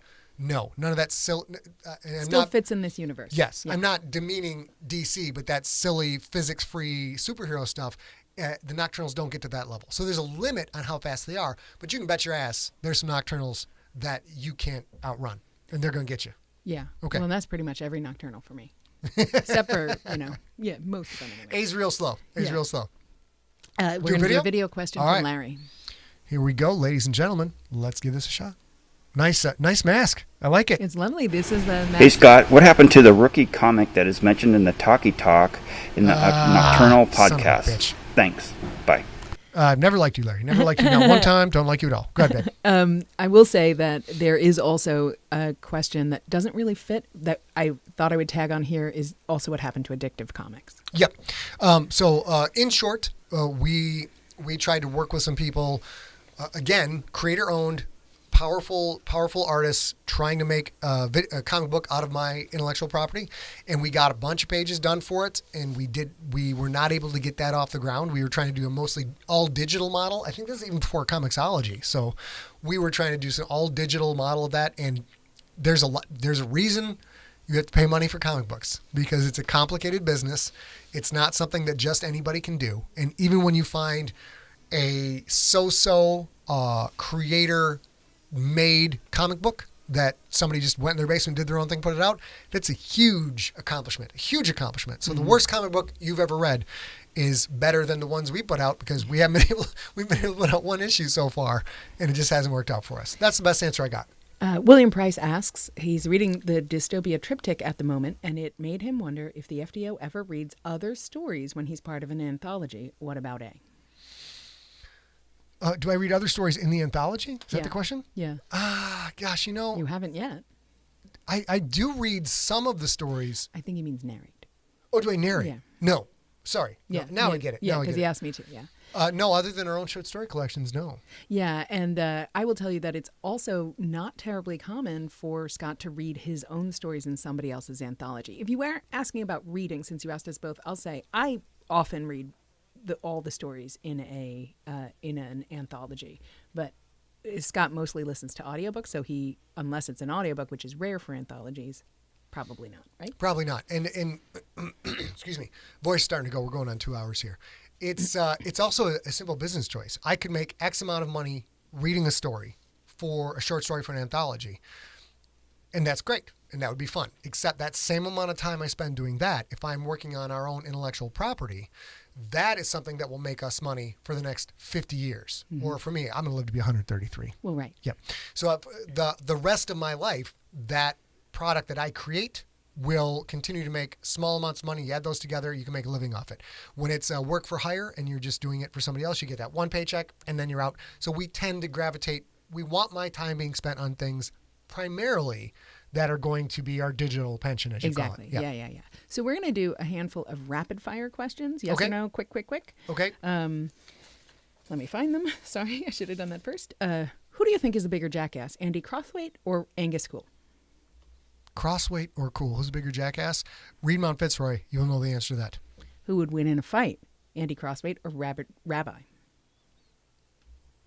Rabbi. Do you think pre-infected, pre-knee injury Perry Dawsey would do well in the GFL? God, that's a good question. We've gotten various versions of that question. Probably not. I mean, he's 250 pounds. He's 6'4", 6'3 and a half, somewhere in that ballpark. So he'd be pretty small as a linebacker. I think John Tweedy's up 295, 300, somewhere in that ballpark. So he might do okay, but I don't think he'd be the rock star he was here on Earth. Can Bryan make babies? You have to wait to make sure that I get Nocturnal Book 2, 3, 4 out someday. In the episode where, this is Robert Gelb, who's in the chat room. In the episode where Rex gets introduced to Lanza, he's described as follows, and I am paraphrasing. Rex was 5'5". At 12 years old, he was on the small side. What WTF, I'm on the small side for 12 years old? It feels kind of personal. I thought I'd mention that because you talk about you being a tiny person. I was a tiny man. Okay, those were the that's quick that's ones. Rapid fire? Yep, and then we have another video, and then we have a couple more. Okay. Anybody who's still here after all this time, we love you. You're fantastic. Thank you for hanging out with us. This is super fun. My voice is starting to go. So now let's go back to, so far, we have not had a technological meltdown. Let's see what happens. Who's this, babe? This is Lisa. Lisa, here we go. Sutton. Now, it looks to me like the volume might be a little low on this, so just everybody be quiet. take a breath, hold it, and here we go. Had hit that with my nose. My studio assistant's Lisa Sutton. I'm from Austin, Texas, and I make things like that. Excuse me, let me get these puppies together. Those are great. So they can be in the picture. I have read my daughter all of the GFL novels. I wanted to know if The Gangster is coming out in paperback, right, Polka? I gotta turn this off. That was lovely. Let's see. Is The Gangster coming out in paperback? I don't know. I just write them. Here's the thing. We have the same plan for all the GFL books. The novellas are digital only, and if and when we can ever print something, we might discuss an omnibus, a special order omnibus of all of those together.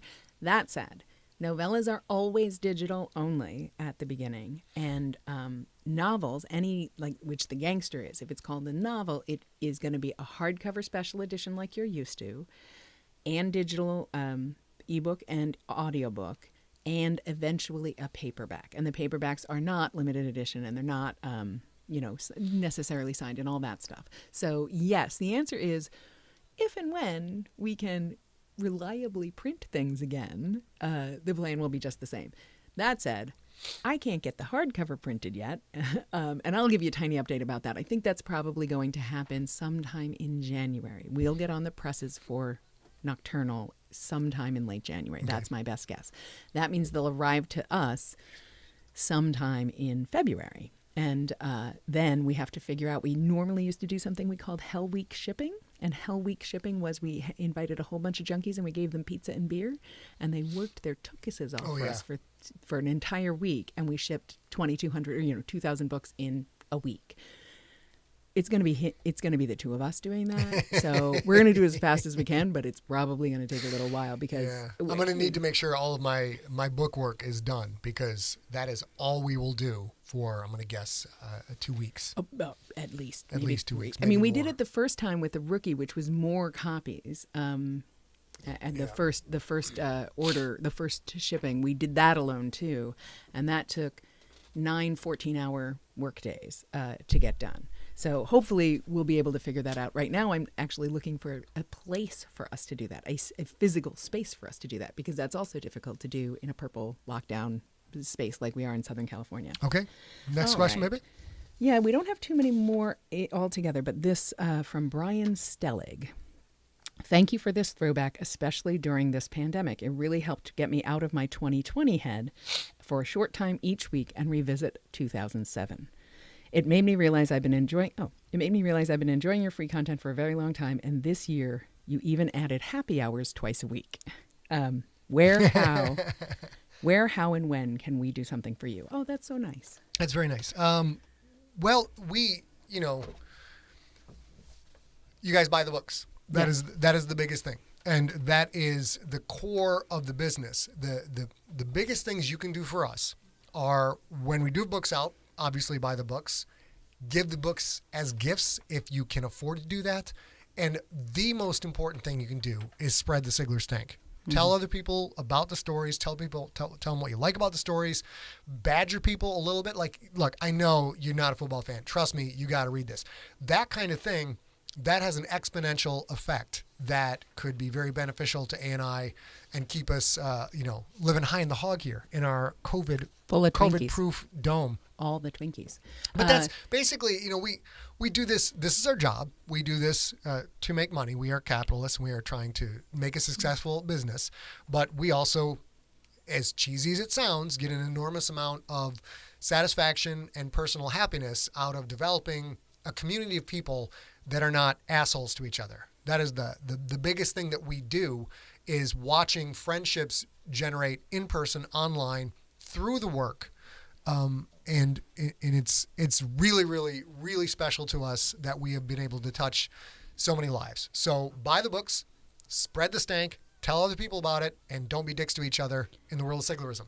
And one other addition to spread the stank, if you have friends who are like, gosh, I'm going crazy in lockdown, say, just join me this one time. I'll be in the chat room too, and give them this information for this chat, because the reality is, if they come here, Kyle, before you sign off, email me at info@emptyset and tell me about that what you're doing with the Rookie, because I might have resources.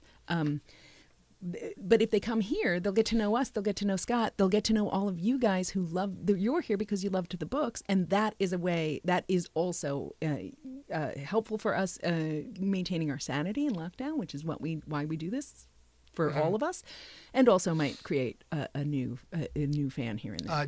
Dr. Daniel Baker, PhD, says, what you can do to help Scott is send scotch to Scott's friend Dan. Dan, just have a pint and wait for all this to blow over, buddy. It's gonna be over soon. Next, babe. I think we have just two more. Two more, and we'll finish with one video. I was warned that this video question is longer than the others. Oh, yeah. So we're saving it till the end because it broke the 20-second rule, but I don't know what's on it. And he's a personal friend of ours. Yeah. So every once in a while during the podcast run of the original Nocturnal, you would share an interesting URL that I'd try to check out, only for my browser to go nowhere. He's talking about now in 2020. It goes nowhere. Do these pages have a new URL or are they kaput? And one is Addictive Comics, which we already talked about. I think that's gone. Pretty sure it's gone. Another one was scottsigler.com/posters, and that was during the release of of Contagious, the sequel to Infected, and one of the marketing strategies for that were 6 digital posters that, if you put them together, had a different, bigger reveal. And that was for a way to do that. And that is, we don't have those anymore. That's not an option anymore. You can't get those anymore. So that's also kaput. And then the last one was scottsigler.com/Bryan. And I have no idea I don't remember what that that one at all. was. I don't remember at all. I've never heard of that. The one I just checked was earthcore.biz, which I thought is what it was. We're still paying for that one. So we should probably do something about that. I thought I had that site, but apparently no. That was sort of in vogue for cutting edge authors back in the day. And we put a lot of work into setting up active Easter eggs, like Infected was part of what made Infected great is if you'd read about it and you never heard of Morgellons and then you would Google Morgellons disease, right. People would they would shit their pants. Like, wait a minute, this is a real thing? And it was ways to pull people deeper down the rabbit hole. So I'm engaging your eyes or I'm engaging your ears, and then I get your hands on a keyboard, get you to go look up a thing, and then there's a thing there when you get there. And people do it all the time right now. I mean, The Boys does it. It's almost mandatory if you have a fictional company or something like that in a show. There is a website for it now that people are paid to maintain. You go back 15 years and nobody was doing this, but we have not been able to keep those things up for all this time. So it just, it and worked for those out. of you who are watching live with us, Big John Vizcarra just put a link to where you can read about the promotions from Contagious. If you're not, but you're listening to the podcast, you can go to the Siglerpedia, which is siglerpedia.scottsigler.com, and Google posters, and that, search posters, and that will come up. I just got the best one-liner ever to Richard. It's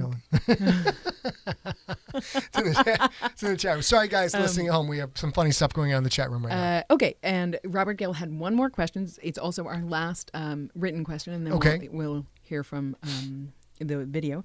And finally, in the throwbacks, you mentioned the New York Times bestseller list a few times, but I haven't heard that recently from you. What? Is old school media not as important for authors anymore?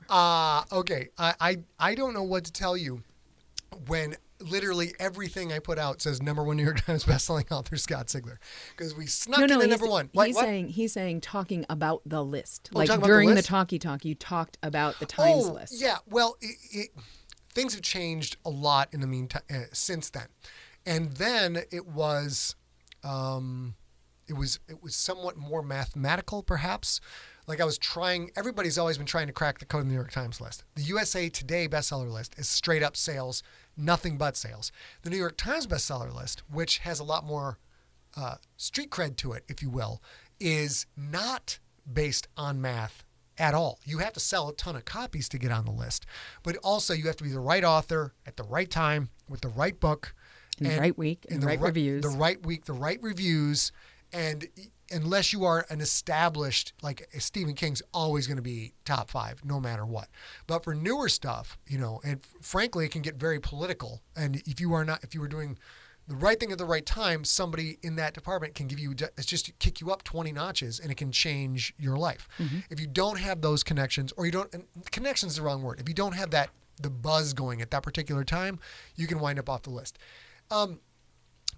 It used to really matter getting on the list. And now that we have one, it's like being the heavyweight champ of the world. Once you've got the belt, you get called champ, even when you're 80 and you're incredibly overweight and you got a broken hip. You're still the champ. It's the way it works.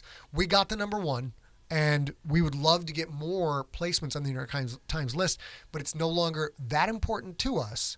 Number two, we've watched our business model grow into areas where Earthcore is not going to show up on a list anywhere. We sell a bunch of copies of that on Audible, and we're as happy as pigs in the muck, So it's really not that important. Also, the final part about it is we made a couple of concerted efforts to get back there, and we've really gotten burned out on it because we're able to deliver X amount of sales with everything I put out. That number of sales on our own is not enough to get on the list. But that number of sales, if a publisher could match our effort, we would be top 15 every friggin' time. And what we have found with the last few attempts is the publishers that we work with have not put in the same kind of effort that we have to really drive those first week sales. So it's a lot of work now, and it's difficult to get, and the benefit for getting that is not as significant as it used to be. So we're just kind of the fat 80-year-old champs walking around with our title belt over our shoulder. I'm glad you had that hip replacement, though. Yeah, it's very good. It's very good. So we have one more video question, and then we'll close out the podcast version of the Nocturnal Q&A. We do have a few more things for you guys in the chat room, just one or two if you want to stick around, all 7 of you, or how many. Oh, no, lots of people are still here. Okay, go ahead. Okay, here we go. Hello, future Dark Over couple lords. Does that work? I don't know. It works. I'm so happy you guys got married. It's one of the best things I've seen this year. So, yeah, I haven't been listening to Nocturnal. I love it, and I loved it when it first came out, but I just haven't had time. I really want to do a re-listen, so I am going to go back and catch it up. But my question, because this is about questions. We have questions.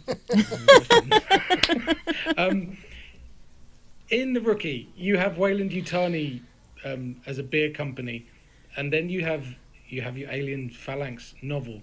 Does that mean that the Aliens Phalanx novel does exist in the Sigler universe? And have you managed to, using a backdoor method, merge the Fox universes of Aliens and the Siglerverse? As canon. I'm sure someone's probably asked that before, but it just popped into my head the other day, and I didn't bloody hear the answer if they did, so sod it. I'm answering it again, asking again. Thank you. Love you guys. Keep doing it, and I'll send you more doggy pictures.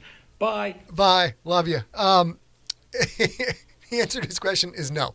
One thing you do not want to screw with is Fox lawyers, Disney lawyers, Marvel lawyers. You don't want that heat. You don't want that heat. Be Butch Cassidy and the Sundance Kid driving your car off the cliff while Brad Pitt watches. That's what you wind up being. And nobody, once the lawyers get involved, nobody wants that. Don't want the banks to get involved. So no, there is no connection there. And also my days of kind of fanboying and putting stuff in books, that's pretty much gone. We have enough of our own stuff. So the answer is no. There's one secret lurking that I can't talk about right now, and I won't. It does involve possibly that Aliens book. We'll get to that some other time. Okay, so that is the end of our part 2 of the Nocturnal Q&A podcast. This also ends the Nocturnal 2007 Throwback podcast. We, as ever, we only do this because you're out there, and it's our whole lives this year, and so we're appreciative for it. And we'll be back next week with the first episode of GFL Book 6, The Gangster. Ooh, we've been waiting a long time for this, Sugar Plum, long time. I know, and until then, not until then, but we will be back next week, and otherwise we will talk to you all real soon. Later, bitches! No. Oh, wait, we're not done. Oh, sorry. He's done, apparently. Steve cut it after later, bitches. What we got, babe? So we just have our exit. We're back to normal stuff on Tuesday for this cast. This cast will have pup dates. It will have a Siglerpedia look. It will have all that stuff, all the normal stuff. You guys have been sending in lovely tons and tons and tons of dog photos and family photos and all that stuff. We're rolling into the holidays. You're not going to be able to see your family on the holidays. Think about maybe, having them tune in here. Send us a Yeah. picture of your mama, and we'll show a picture of Yeah. your mama, and she'll be very happy, kind of thing.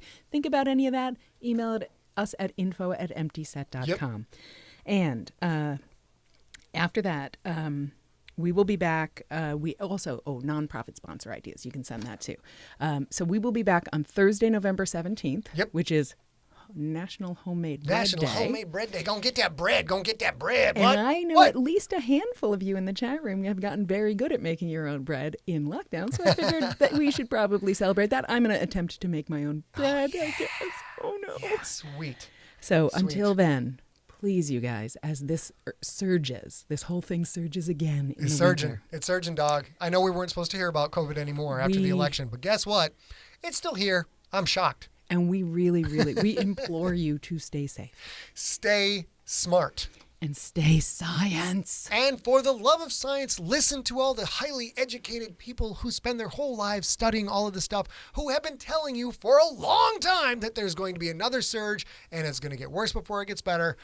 That is my... Stay informed. Stay informed. And because we got a little bit of sass for not doing the dating game kiss off into the sky, Yeah. we're never forgetting that. Oh, yeah. Here we go. Let's get this over here. I'm We'll gonna see you get guys ready. next week. We love you very much. Thanks for hanging out with us so much Ready? tonight. Baby, ready? Yep. Mwah!